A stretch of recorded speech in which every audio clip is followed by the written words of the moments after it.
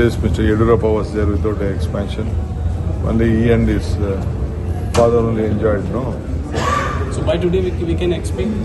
Okay ಈಗ ಕಾವೇರಿ ಸಂಬಂಧಪಟ್ಟಂತೆ ಸರ್ವಪಕ್ಷದ ಸಭೆಯನ್ನು ಭಾನುವಾರ 11 ಗಂಟೆಗೆ ಕೃಷ್ಣಾದಲ್ಲಿ ಕರೆದಿದ್ದೇನೆ. ನಮ್ಮೆಲ್ಲ ಮಾಜಿ ಮುಖ್ಯಮಂತ್ರಿಗಳಿಗೆ ಮತ್ತು ಆ ಭಾಗದ ಸಂಸತ್ ಸದಸ್ಯರುಗಳಿಗೆ ಎಲ್ಲ ಕೂಡ ಮತ್ತು ಎಲ್ಲ ಪಕ್ಷದ ನಾಯಕರುಗಳಿಗೆ ಫ್ಲೋರ್ ಲೀಡರ್ಸ್ಗೆ ಕೂಡ ನಾವು ಆಹ್ವಾನವನ್ನು ಕೊಟ್ಟಿದ್ದೇವೆ. ಅವರೆಲ್ಲ ಬಂದು ಪಾರ್ಟಿಸಿಪೇಟ್ ಮಾಡೋಕ್ಕೆ ಆಲ್ ಪಾರ್ಟಿ ಮೀಟಿಂಗನ್ನು ಕರೆದು ಚರ್ಚೆ ಮಾಡ್ತೇವೆ.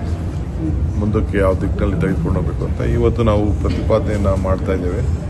ನಮ್ಮ ಸೀನಿಯರ್ ಆಫೀಸರ್ಸ್ ಎಲ್ಲ ಬಂದಿದ್ದಾರೆ, ಆಗಲೇ ಮಂಡಿಸ್ತಾ ಇದ್ದಾರೆ. ನಾನು ಇಷ್ಟೊತ್ತು ವ್ಯೂ ಮಾಡ್ತಾ ಇದ್ದೆ ಏನಾಗ್ತಾ ಇದೆ ಅಂತ.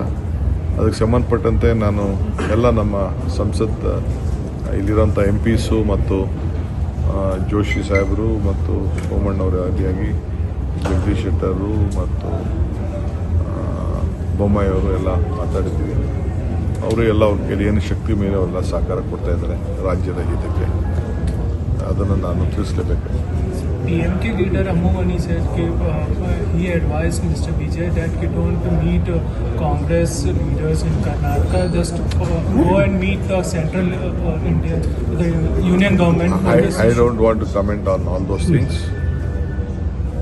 We don't want to fight each other. There is a law of the land. Let us respect each other. Let us respect the sentiment of all of them. It is a country at one. Sir, cabinet expansion, sir.